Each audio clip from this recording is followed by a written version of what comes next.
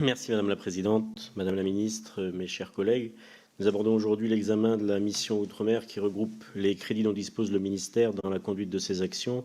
pour l'ensemble des territoires ultramarins. C'est une mission, il faut s'en souvenir, qui ne présente qu'une part de l'effort global de la nation en faveur des Outre-mer, c'est moins de 12%.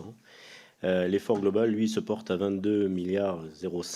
dans le PLF 2020, soit une légère progression entre 2019 et 2020 de 2%. Avant tout, il me semble important d'aborder l'examen de cette mission sur la base des éléments de contexte que je vais rappeler brièvement. Tout d'abord, Madame la Ministre l'a beaucoup plus détaillé que moi-même, la mission doit s'organiser et se comprendre dans le cadre des stratégies de long terme qui découlent de choix politiques, le livre bleu bien entendu, les contrats de convergence et de transformation, le changement de dimension du service militaire adapté dans le cadre du plan SMA 2025, la trajectoire Outre-mer 5.0 naturellement, ou encore le plan logement Outre-mer. Ce sont des éléments stratégiques qui sont autant d'engagements que le gouvernement devra honorer pour construire la confiance sur les territoires et avec les populations. Par ailleurs, je rappelle que ce budget s'inscrit dans le prolongement de la réforme très importante réalisée au cours de l'exercice précédent dans les matières fiscales et sociales, avec la redéfinition du périmètre des exonérations spécifiques à l'outre-mer, conséquence de la disparition du CICE. C'était le cas avec l'abaissement du plafond de la réduction d'impôt sur le revenu pour les foyers domiciliés outre-mer ou avec la suppression du mécanisme de la TVA non perçue récupérable. Le gouvernement a fait le choix de privilégier des exonérations de cotisations sociales et le soutien à l'économie par des instruments communs à l'ensemble des territoires. En raison de ce choix, et je tiens à l'indiquer, il est devenu difficile de retracer la répartition des sommes allouées aux différentes collectivités. Par exemple, les crédits non répartis, qui représentaient 176 millions en AE dans la loi de finances pour 2018, sont environ 1% de l'effort budgétaire global, atteindront en 2020 2,5 milliards, soit 12% de l'enveloppe totale. Et enfin, nous examinons ce budget dans le cadre de l'engagement du gouvernement pris lors des débats budgétaires de l'année 2019 de sanctuariser les crédits de la mission Outre-mer. J'en viens à présent donc à l'analyse des crédits de la mission dans son ensemble d'abord, puis ceux de chacun des deux programmes qui la composent. Tout d'abord, la mission Outre-mer, elle connaît une baisse faciale de ses crédits. En autorisation d'engagement, le budget s'élève à 2,55 milliards d'euros, soit une diminution de 4% faciale, et un recul des crédits de paiement plus important puisque le budget de 2,409 milliards d'euros baisse de 6,45%, soit moins 166 millions en CP. Mais toutefois, il résulte de l'analyse globale de cette mission, corriger des effets de périmètre, comme ça a été indiqué, que la baisse des crédits n'en est pas vraiment une. Elle représente environ moins de 0,8% et 20 millions d'euros. À l'inverse, la loi de finances 2019 affichait une hausse des crédits qui n'en était en réalité pas une non plus. C'est l'occasion pour moi de rappeler qu'en 2 ans, la mission a connu des modifications importantes de périmètre qui rendent sa lecture un peu plus complexe et incertaine qu'auparavant. Le programme 138 d'abord, donc le programme Emploi Outre-mer, voit son enveloppe reculer légèrement au regard de l'exercice 2019, avec une baisse de 1,9%, mais cette baisse ne porte que sur une seule action, l'action 1, soutien aux entreprises, qui représente à elle seule 60% de la mission.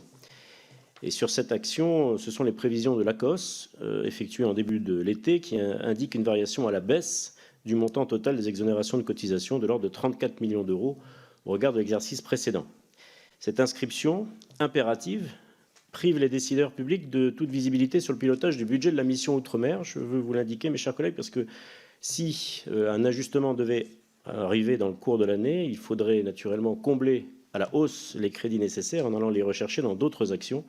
qui n'ont pas été prévues à cet effet. Donc, je propose qu'à l'avenir, les éventuelles variations qui sont quasiment certaines chaque année, devraient être prises en compte au sein du budget de l'État et non sur la seule mission d'outre-mer afin de gommer les effets d'échelle. L'action 2 de ce programme, aide à l'insertion à la qualification professionnelle, abrite notamment l'enveloppe allouée au SMA, marquée en 2020 par la mise en place progressive du plan SMA 2025 avec la poursuite d'un plan de recrutement de 135 personnes en 5 ans, ce qu'il faut saluer, et 35 dès l'année 2020 avec la création notamment de la nouvelle compagnie à Bourail en Nouvelle-Calédonie, ce qui me permettra, Madame la Présidente, avec un peu de chauvinisme, de saluer cette création. Et puis enfin, l'action 4, financement de l'économie, est maintenue au même niveau. Elle se compose de mesures antérieures, comme les aides au fret ou la promotion à l'export, et de dispositifs institués l'année dernière, à la suite des réformes dont je parlais tout à l'heure, avec notamment le prêt de développement outre-mer proposé par la BPI. C'est un prêt dont la dotation va passer de 7,5 millions à 10 millions d'euros en 2020, afin de l'élargir aux entreprises situées dans les collectivités du Pacifique, ce qui est également un effort que je tiens à saluer.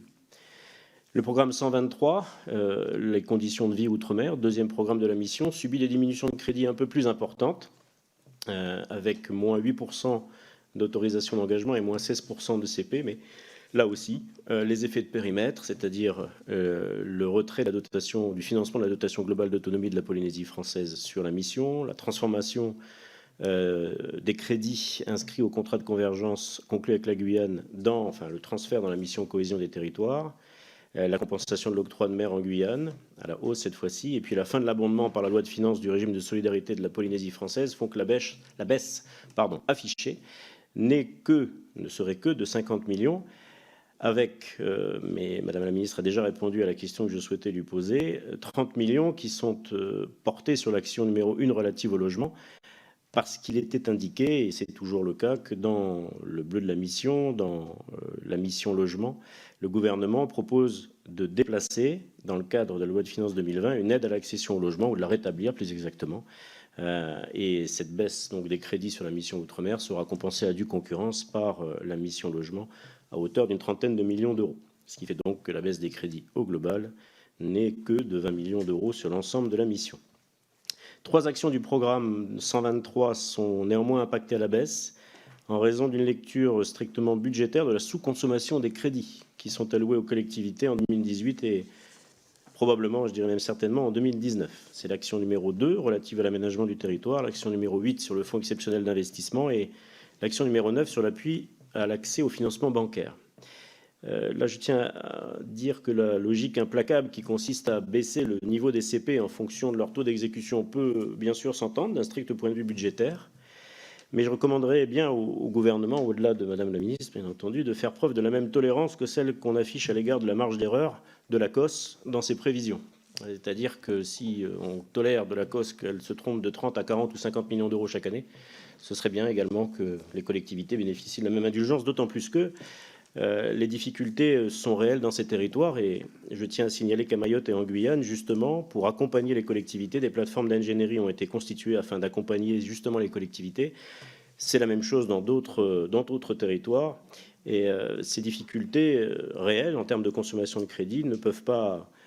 nous faire oublier que ce sont bien des besoins de financement réels que les territoires ont exprimés et simplement une technique juridique et administrative qui leur fait défaut. Ces carences peuvent être, je crois, palliées facilement et à moindre coût avec un effort conjoint conduit par l'AFD et les services de l'État. Je tiens à noter en outre 2 points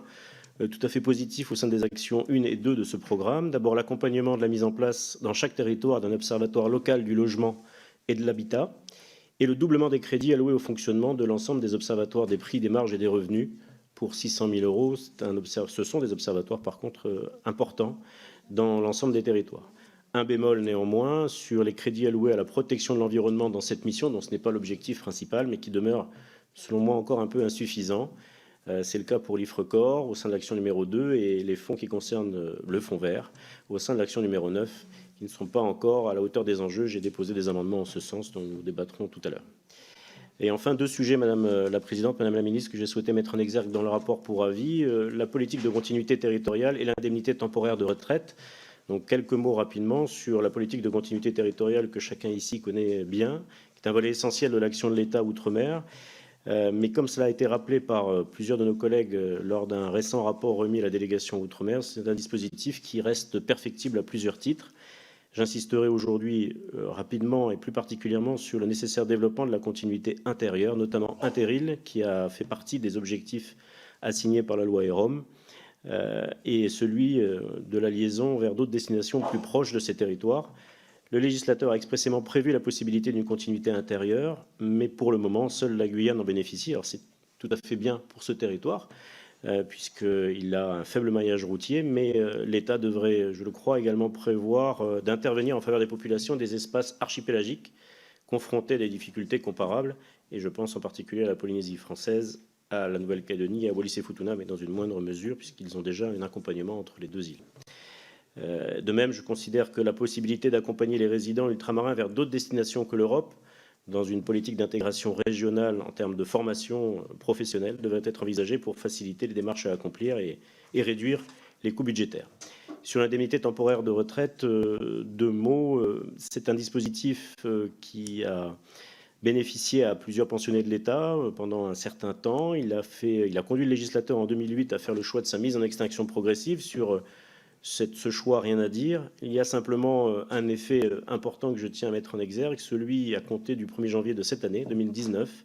qui conduit les nouveaux pensionnés à connaître une diminution régulière jusqu'à une disparition prévue en 2027 de cette indemnité temporaire de retraite. Ça ne pose pas de problème pour ceux qui sont partis avant, mais bien sûr pour ceux qui partent depuis le 1er janvier 2019. L'objectif affiché de la stabilisation budgétaire est plus qu'atteint, puisqu'on en arrive à une extinction, et les fondements de la création de cet ITR sont pourtant toujours justifiés, au premier rang desquels la cherté de la vie. Cherté de la vie qui demeure une problématique essentielle dans les territoires concernés. Et si elle n'est plus compensée par l'ITR, il en résultera, selon moi, inévitablement une paupérisation des anciens agents de l'État que le gouvernement devrait à tout prix éviter, en honorant l'engagement pris il y a 10 ans, à savoir prévoir un système de compensation équitable et financièrement équilibré. Voilà, au global, Madame la Présidente, Madame la Ministre, le résumé que je souhaitais faire du rapport que je vous ai présenté et au final indiqué que mon avis sera favorable sur l'ensemble des crédits de la mission.